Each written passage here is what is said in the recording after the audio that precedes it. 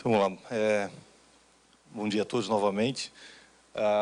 Então, o objetivo aqui é mostrar o caminho que a gente fez nos últimos anos, até fazendo um recap do que a gente apresentou até em 2015, até a evolução que nós tivemos, né, e mostrar até a nossa capacidade de diversificação. Acho que esse foi o grande ponto que a ENGIE conseguiu fazer nos últimos anos. A gente acabou saindo somente da geração, então criamos outras oportunidades. Então, esse que é um dos pontos que a gente vai explorar aqui. Tentar deixar um espaço depois para perguntas, então vamos acelerar um pouco aqui. Então, como eu mencionei, a ENGIE ela hoje está buscando realmente investimentos em infraestrutura de energia. Não? Então, deixa de ser apenas só geração. Então, tivemos 2 casos de sucesso recentes, então, transmissão e TAG. Né? O Gustavo vai falar um pouco mais de detalhe aqui, questão de TAG. Então, a gente está com esse foco. E a gente, né, para atingir esse foco, a gente acaba sempre buscando as melhores oportunidades que tem no mercado. A gente já vem fazendo isso com a parte de geração, os ativos eólicos e solares que a gente vem desenvolvendo nos últimos anos, a gente sempre procura adquirir o que há de melhor no mercado, a gente não entra na fase inicial do desenvolvimento, porque a gente verifica que existem players com maior capacitação para fazer isso, então a gente tem a capacidade de selecionar o que há de melhor no mercado. Tá? Então, isso faz com que a gente aumente a nossa competitividade. Um outro ponto fundamental é a gente ter projetos nas mais diferentes fases de desenvolvimento, não só no início, né, a gente sempre corria atrás, tinha oportunidades de leilões no passado, a gente tinha que ir atrás de projetos naquele ano para tentar viabilizar. Não, agora a gente construiu uma carteira de projetos, de portfólio de projetos, que faz com que a gente consiga ter um planejamento, né, e isso a gente vem fazendo com sucesso nos últimos anos. E um ponto também fundamental, principalmente para os projetos renováveis, é a questão de ter clusters. Né? Então, é difícil hoje tu ser competitivo com projetos pequenos. Então, tu precisa ter áreas, né, de grande porte, áreas onde eu consiga ter sinergias de operação, de construção e, principalmente, a gente ganhos de escala com os fornecedores. Então, a gente é o trabalho que a gente vem fazendo e a gente tenta manter os nossos portfólio de projetos nessa linha. Então, como o resultado de toda essa estratégia nossa, então a gente acaba realmente tendo uma visão oportunística no curto prazo. Né? Então, a gente aqui tem 3 exemplos que aconteceram em relação a ativos de geração e TAG. Então, ativos de geração Miranda e Jaguara, a gente, né, conseguiu, num curto prazo de tempo, fazer uma análise e utilizar toda a capacitação que a ENGIE Brasil Energia tem, principalmente em relação à operação e manutenção dos seus ativos das hidrelétricas. Isso foi um grande diferencial competitivo nosso na época. E TAG, né, como eu mencionei, também foi uma visão do grupo e a gente conseguiu se mobilizar rapidamente e isso o Gustavo vai detalhar mais para vocês em seguida. A questão, então, mas o foco realmente da empresa, onde a gente agrega valor, a gente está na cadeia, a gente consegue fechar toda a cadeia de desenvolvimento, então nós temos a parte de desenvolvimento, a parte de implantação, e a parte de comercialização, no caso, como o Gabriel mencionou. Então, né, como vocês verificaram na apresentação do Gabriel, existe um mercado a ser explorado muito grande, então, a gente com essa pulverização, essa capilaridade na área comercial, obviamente que uma das alternativas para atender os nossos clientes é através de novos projetos, então a gente tem que estar pronto para isso. Então, aqui tem todos os nossos projetos que a gente foi desenvolvendo nos últimos anos, onde mostra nossa capacidade de crescimento orgânico da empresa também. Tá? E eu acho que aqui faz uma boa análise de como é que a gente consegue se adaptar às situações. Né? Então, a gente vem até mais ou menos meados de 2016, né, o mercado regulado, com preços interessantes, com preços que a gente poderia agregar valor à companhia. E a gente acabou, em determinado momento, surfando essas ondas, onde a gente teve sucesso em Campo Largo, em Umburanas, Ferrari, na época, Pampa, né? Ele não está aqui, mas Pampa também. Então, alguns projetos que nós tivemos sucesso, onde o preço do mercado regulado estava apropriado. A partir do ano 2017, a gente acaba tendo também, consequência também, né, de problemas da nossa economia, acabam tendo uma demanda menores nos leilões, os preços caem vertiginosamente. Então, a gente, assim, o que nós vamos fazer? Né? Então, a gente não ficar apenas nesse mercado, a gente estaria, né, destruindo o valor para a companhia. Então, a alternativa é de buscar o mercado livre. A gente fez 2 projetos, estamos aí, vamos apresentar em seguida um projeto que é também voltado para o Mercado Livre. Então, a gente não sai um pouco da questão de ficar somente dependente do mercado regulado e faz essa migração para o Mercado Livre. E aqui eu acho que é um ponto, né, que a gente pode ver aqui no final aqui, e é um ponto que corrobora muito o que o Sattamini falou em relação aos subsídios das fontes renováveis. Né? Então, as fontes renováveis hoje, naturalmente, elas já são muito competitivas. Então, não há necessidade da continuidade dos subsídios nas fontes alternativas.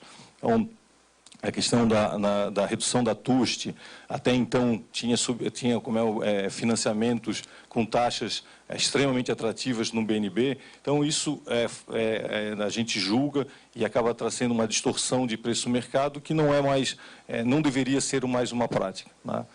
E como mencionei também aqui no final, a gente busca também a questão da diversificação. Né? Então, as alternativas que foram sendo criadas ao longo desses últimos anos, para que a gente saia somente, saímos do mercado somente regulado, fomos para o mercado livre, né? E além do mercado livre, objetivando trazer outras receitas também mais estáveis, né? Que é o caso de TAG, que é o caso de transmissão. Então, isso acabam sendo os nossos grandes resultados da nossa estratégia e da nossa capacidade a nossa agilidade de ver as oportunidades e trazer a empresa para esses novos negócios.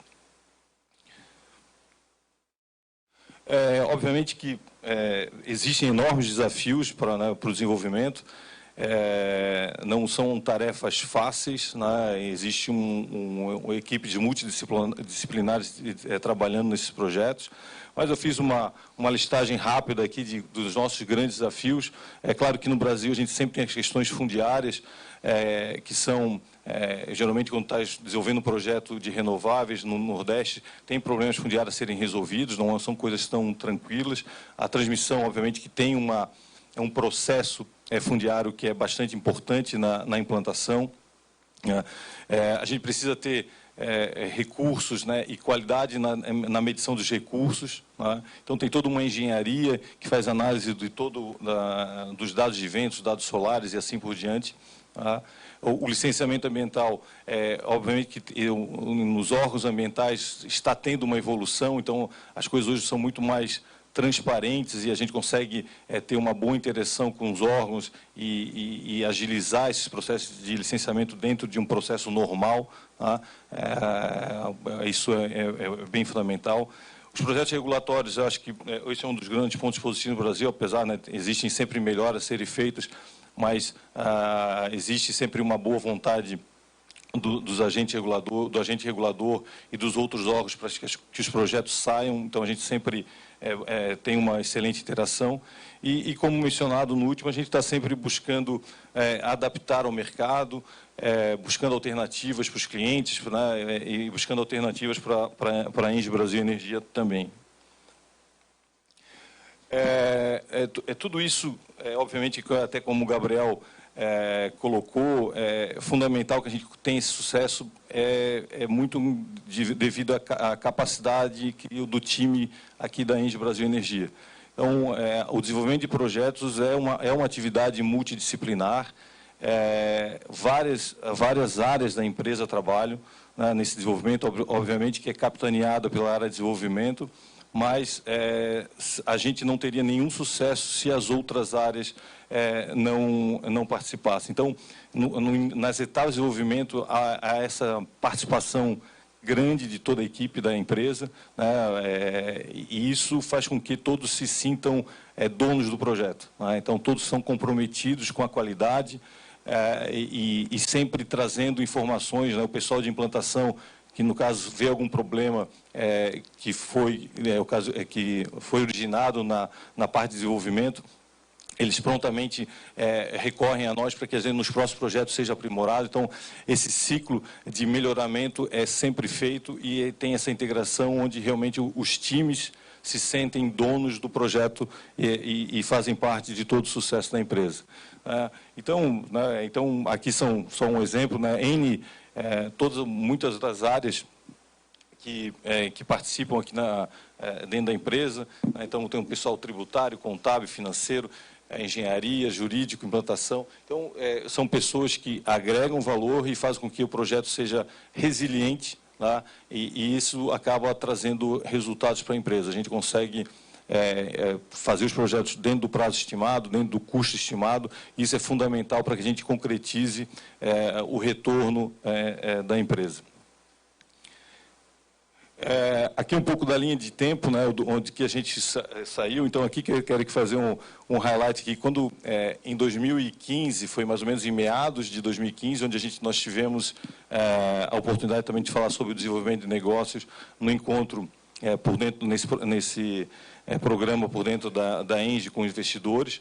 Então, lá em 2015, a gente estava, né, surfando ali só em Campo Largo, a gente apresentou. Naquela época, falamos sobre Pampa também, sobre a oportunidade de participar do leilão.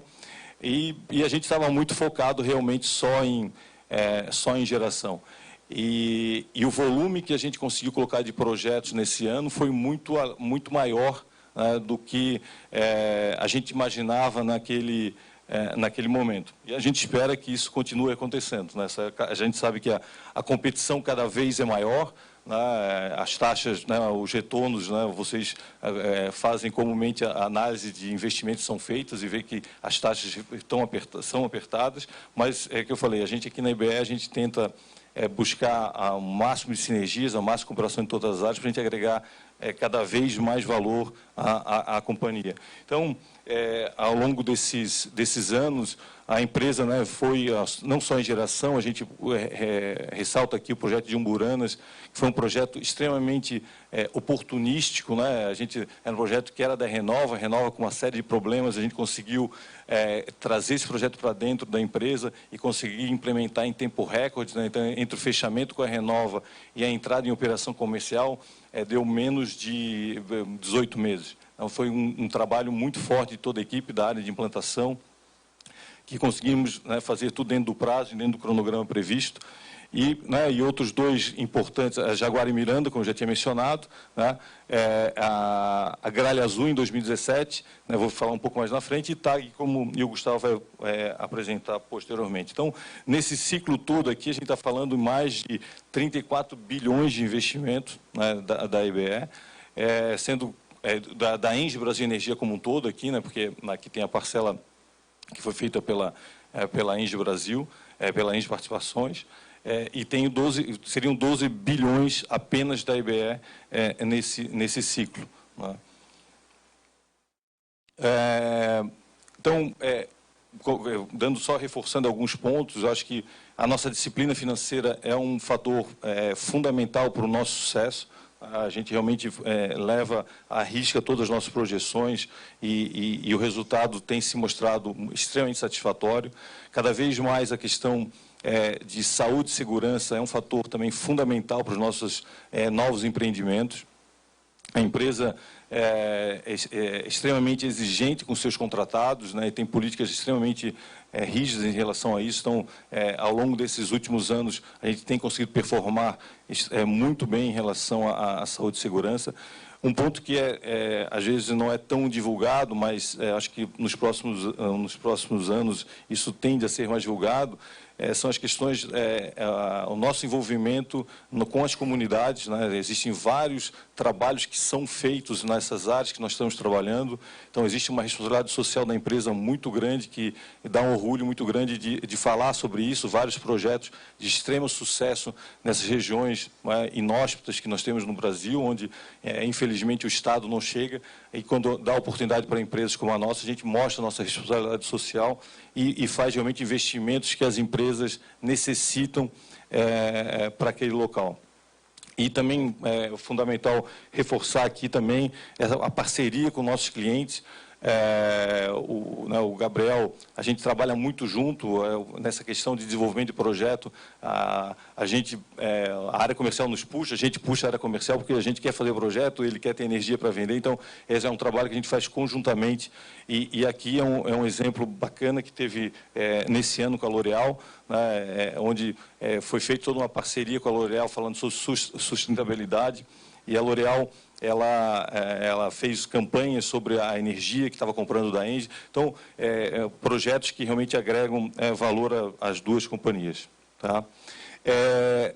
Reforçando a questão dos clusters, fundamental para ganho de sinergia, que é um exemplo típico, né, que nós compramos um projeto lá em 2009, 2010, que era o Campo Largo, a gente foi desenvolvendo, ele já tem 327 MW em operação, né, o projeto aqui, o primeiro aqui em cima, então 361 MW, que é o Campo Largo 2, que está em construção. Existe ainda uma capacidade de desenvolvimento de 313 megawatts, esse não é o 361 totalmente voltado para o Mercado Livre. A primeira fase tem metade mercado regulado, metade mercado livre. E aqui embaixo o projeto, né, de Umburanas. Então, é uma área, eu acho que um dos melhores lugares do mundo de vento, então um projeto extremamente eficiente. Então, só reforçando toda essa questão da sinergia.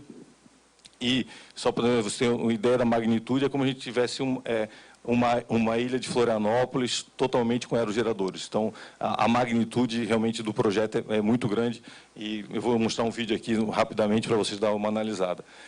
Então, nesse cluster, mais de 5 bilhões de investimentos, 10 milhões de investimentos sociais, e aqui fundamental também, um ponto que é importante ressaltar, são áreas que têm um potencial de radiação muito, muito forte também. E no futuro a gente já está desenvolvendo a possibilidade de fazer projetos híbridos, que até também é um mitigador para o preço horário, como já foi mencionado anteriormente aqui pelo Keller e pelo Gabriel. Aqui só um videozinho aqui de 1 minuto e meio, que vale a pena para vocês terem uma ideia do que foi o projeto Campo Largo e Umburanas.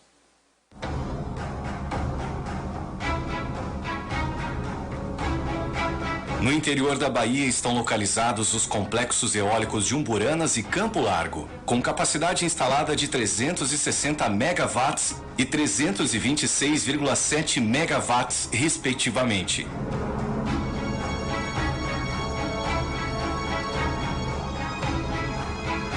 As obras contemplam 265 fundações e 175 quilômetros de acessos, o suficiente para ligar as cidades de Florianópolis e Joinville. Trata-se de uma área total equivalente à ilha de Santa Catarina, de uma ponta a outra dos parques eólicos.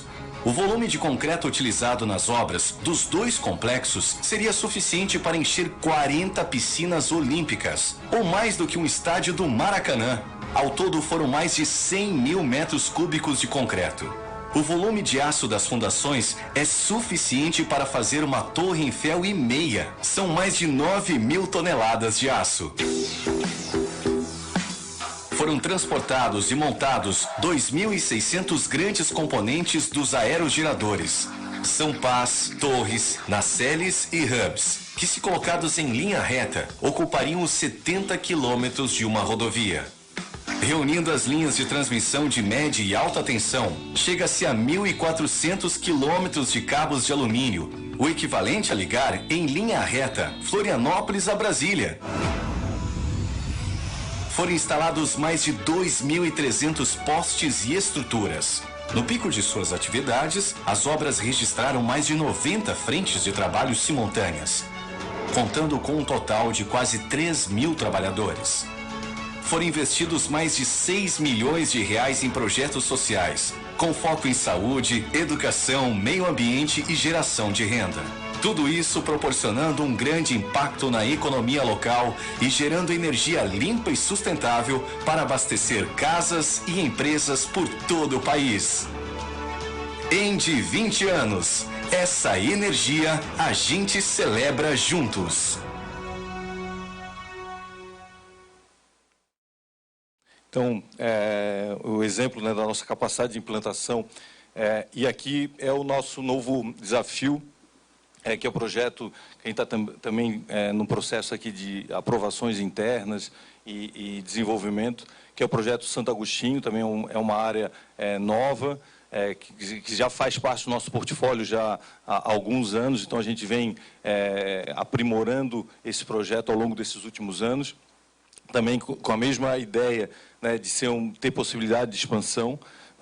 O objetivo aqui é a gente ter a operação comercial em janeiro de 22, é um desafio, mas a gente está trabalhando forte para que a gente consiga viabilizar esse projeto e atender as demandas, principalmente da nossa área comercial aqui. Então, a questão da linha de transmissão, né, um desafio novo, né, que começamos a analisar no ano 2017, é um investimento, o projeto Gralha Azul, ele está sendo um sucesso na implantação, já estamos com várias licenças ambientais, mais de 62% das licenças, então é um projeto que está trazendo bastante, obviamente, trabalho para as equipes, mas a gente está no processo de desenvolvimento e de implantação de muito sucesso. A questão, falar um pouco da questão das oportunidades de transmissão, obviamente que a partir do ano de 2017, 2016, os projetos começaram a ficar muito mais atrativos, vocês acompanham e verificam que tem N players, né, buscando a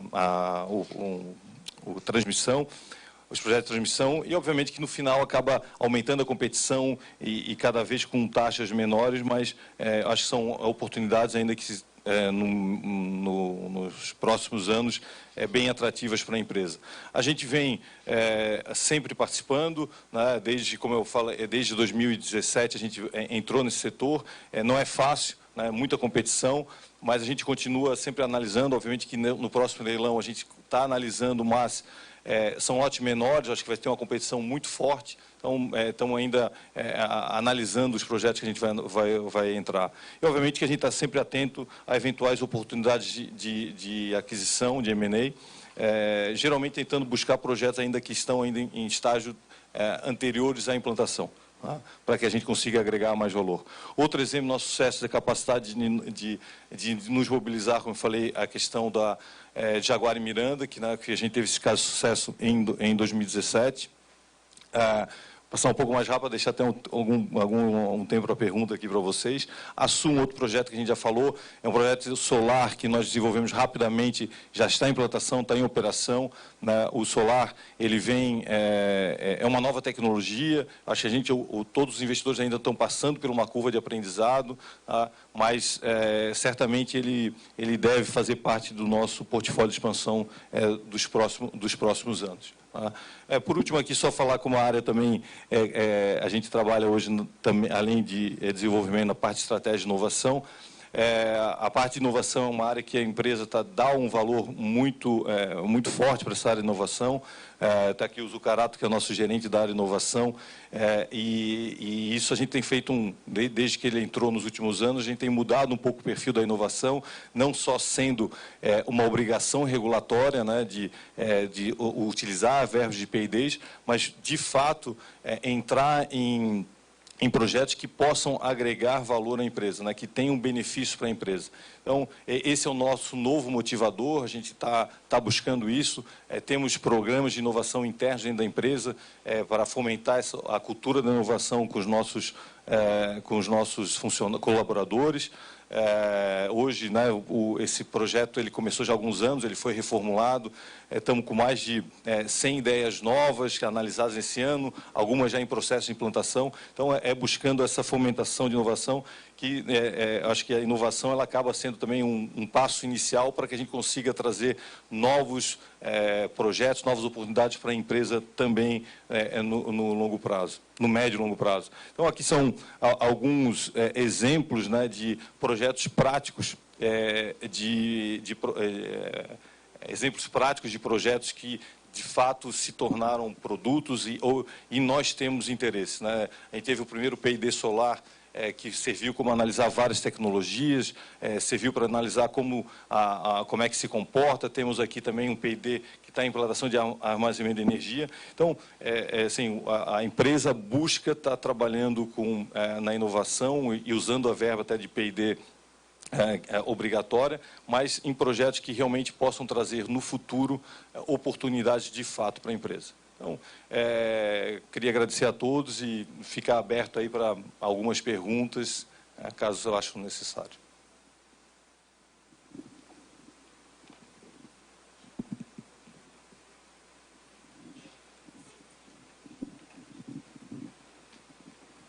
Bom dia, Guilherme. Obrigado pela apresentação. Gustavo Miele, aqui do Itaú. Queria fazer uma pergunta a respeito do portfólio eólico da companhia aí, que você explorou um pouquinho no comecinho da sua apresentação, né? Você deixou bem claro que, enfim, a companhia explora uma série de sinergias por montar esse cluster especificamente na Bahia, né? Acho que operacionalmente isso é bem nítido, faz todo sentido, mas a minha pergunta é a respeito, assim, até onde você vê espaço para um crescimento nesse estado sem que haja algum gargalo do ponto de vista de geração de valor? O que eu estou querendo dizer? Assim, você acha que existe alguma possibilidade, de repente, você ter efeito esteira, se você tiver muito crescimento eólico dentro de poucas cidades, dentro de um espaço territorial pequeno? Isso é uma ameaça? Ou, de repente, você acha que no futuro pode ser um pouco mais atrativo você crescer em eólica em algum outro estado, sei lá, Rio Grande do Sul, por exemplo, para que você tenha um perfil de vento um pouco diferente, aí você tenha uma diversificação um pouco maior nesse sentido, até, enfim, por conta da implementação de PLD horário, né? Acho que por conta de regimes de vento diferentes, pode ser atrativo, de repente, você abrir um pouco mão dessa sinergia para que você possa, enfim, ganhar por meio dessas outras frentes. Isso faz sentido? É algo que tem em mente? Como você vê essa questão? Não, faz todo sentido, né? Então, aqui a gente só mostrando um pouco do mapa do nosso desenvolvimento. Então, né, a gente estava focado inicialmente na Bahia, né, e, claro, buscando sinergias. E o ponto que tu levanta do preço horário, realmente hoje ele faz parte, né? No passado, como não existia ainda a questão do preço horário, a gente acabava não analisando. Mas a questão do preço horário hoje é fundamental para que a gente defina qual é o nosso novo estado a ser explorado, né? E o Rio Grande do Norte, apesar de, né, um novo estado, a gente já vem analisando há muito tempo, mas o perfil de vento do Rio Grande do Norte ele é um pouco diferente do perfil de vento da Bahia. Então, isso faz com que ele agregue o valor ao nosso portfólio. Então, obviamente, quando a gente for analisar novos projetos, novas oportunidades, a gente, junto com a área regulatória, a gente vai fazer uma análise, esse projeto ele agrega ou desagrega valor ao nosso portfólio. Então, esse é um ponto. O Rio Grande do Norte ele é um projeto que ele agrega valor. É claro que no Rio Grande do Sul ele pode, sim, agregar valor no médio prazo, médio e longo prazo. Hoje, no Nordeste, a gente ainda tem um potencial muito grande e realmente a qualidade do vento no Nordeste é uma coisa que não existe no mundo. Então, acho que tem um volume a ser explorado ainda no Nordeste. E um ponto fundamental, a questão de conflito, né, de projetos, obviamente que isso tem que ser analisado. A Bahia, os projetos que a gente desenvolveu até então, eles são extremamente interessantes porque eles têm uma proteção natural, né? Então, eles ficam em cima de um planalto, né? Então ninguém consegue chegar lá. Então, tu está protegido naturalmente, então o efeito esteira acaba não acontecendo. O efeito esteira é dentro do teu parque, né? Então, esse é o ponto. Quando tu vai para áreas onde é uma planície muito grande, aí tu já começa a ter esses problemas. Tá? No Rio Grande do Norte, nós temos áreas que já foram desenvolvidas no passado, que realmente existem vários conflitos entre os empreendedores. Então, a gente busca evitar isso, né? E é fundamental evitar isso aí. Então, esse é um ponto de análise. Então, preço horário, a gente sim tem que analisar outros estados, né, para compor nossa carteira de portfólio.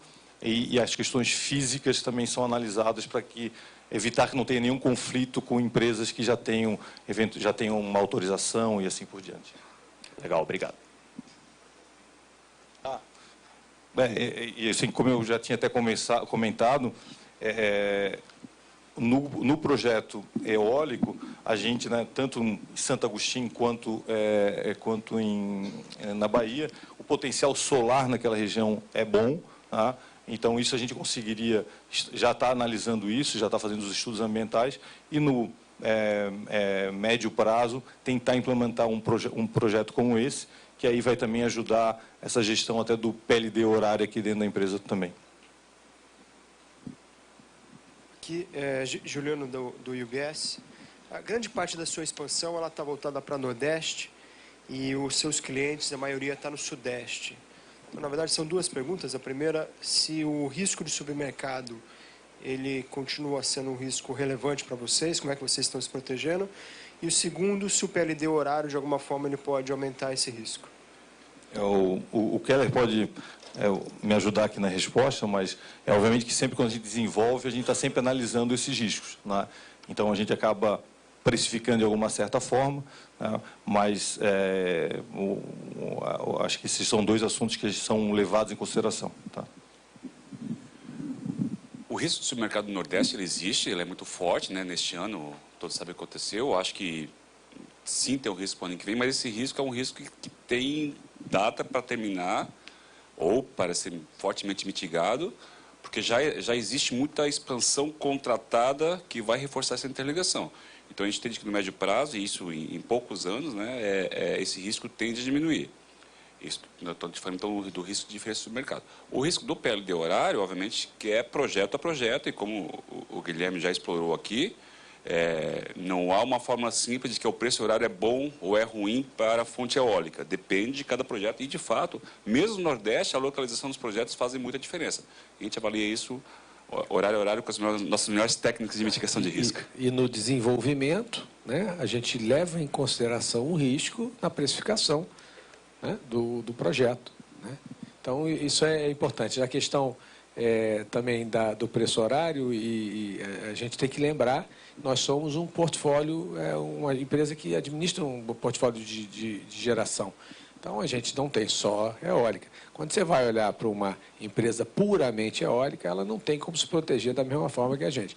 Então, quando você vai trazendo eólica para o nosso portfólio, até porque nós temos muita hidro, o que, na verdade, acontece é que a gente reduz o risco do nosso portfólio. Porque o perfil de geração ao longo do ano, eles são complementares. Eu tenho um período úmido no início do ano, né, onde você tem mais água, a hidrelétrica produz mais, e na eólica você tem um período de ventos mais fortes no Nordeste, na segunda etapa do ano. Então, de uma certa maneira, elas são complementares. Então, trazer mais eólicas para o portfólio da Ende Brasil Energia vem a diminuir o nosso risco.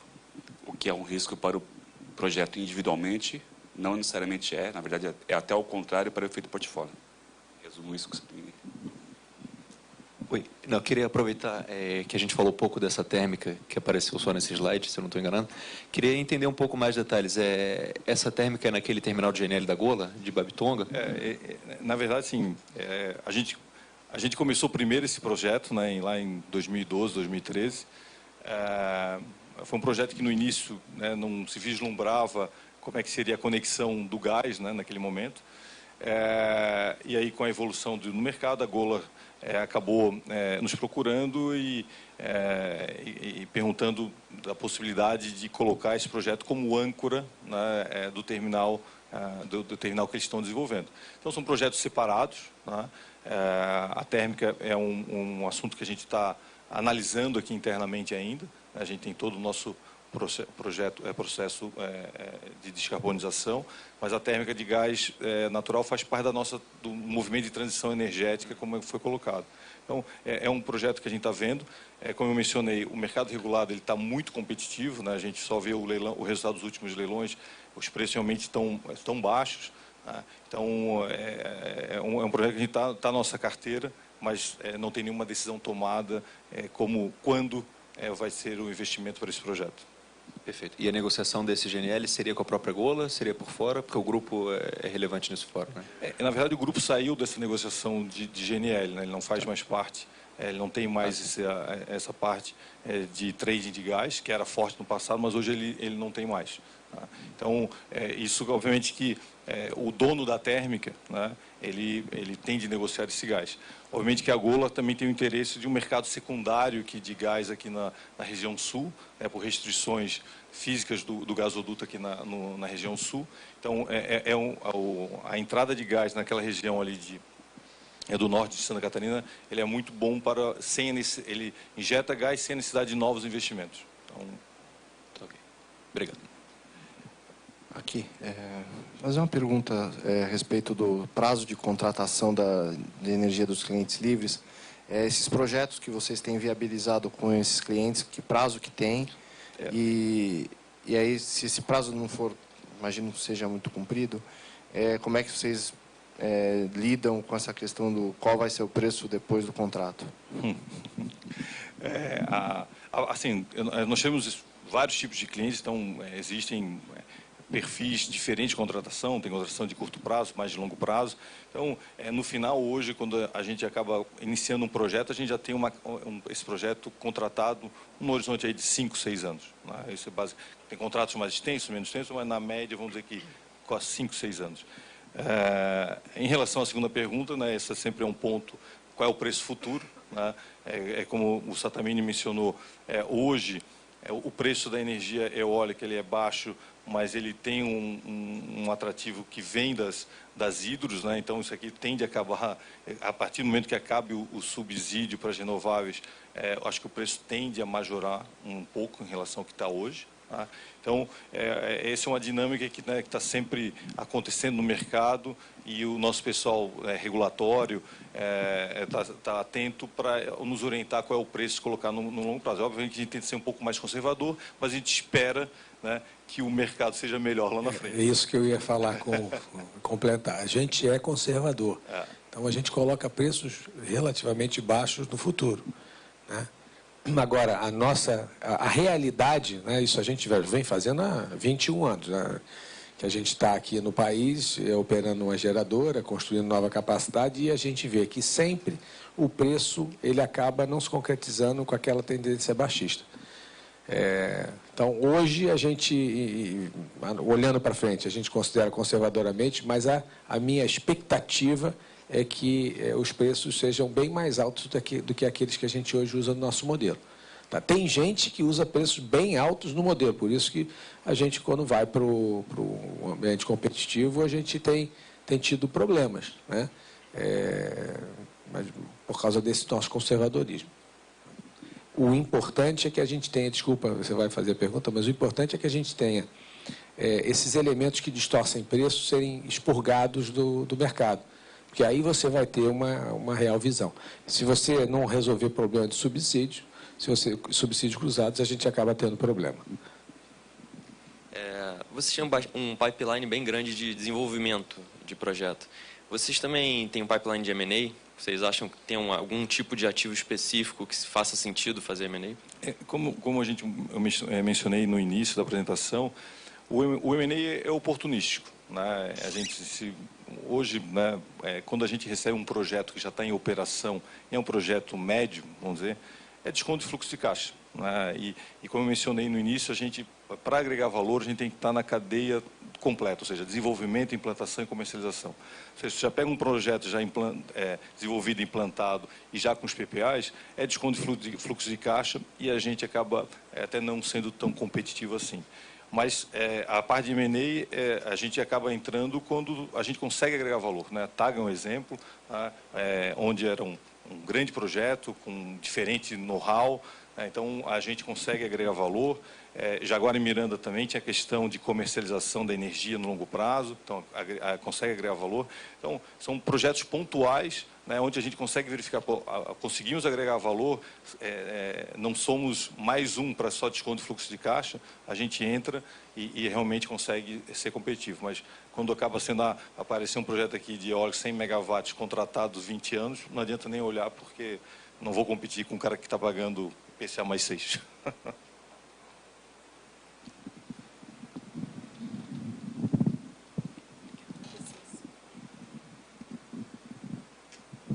Guilherme, só se permite mais uma pergunta rápida aqui do meu lado. Se você pudesse dar um outlook um pouco rápido aí de mercado de fornecedores de aerogeradores, né? Como está a exposição da companhia em relação aos principais fornecedores? Existe uma concentração grande?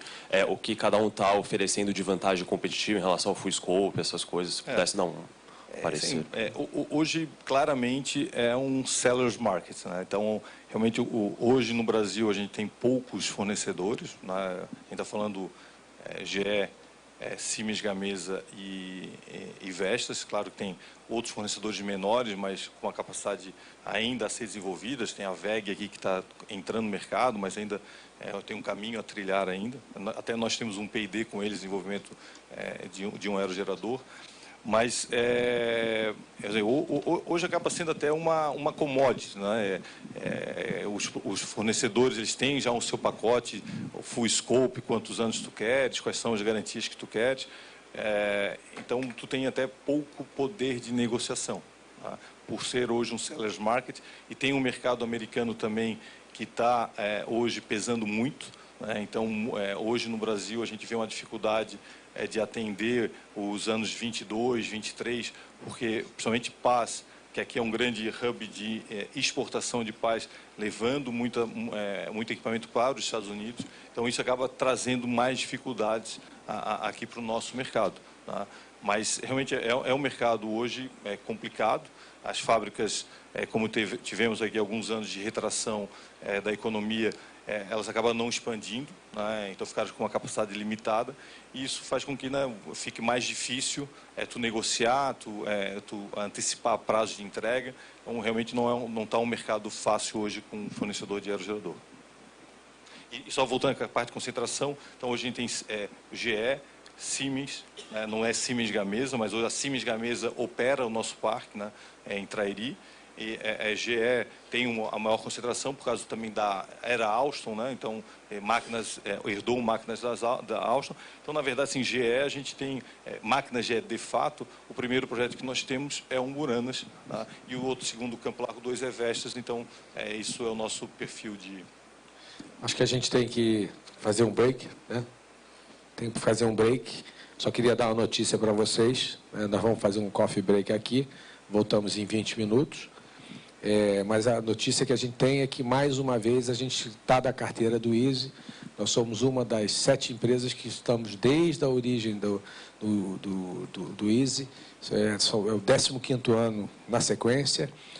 No ano passado, a gente não tem ainda quantas ficaram na carteira esse ano, mas o ano passado eram 28 empresas. Então, isso dá muito orgulho para a gente, mostrando que a gente está no caminho certo.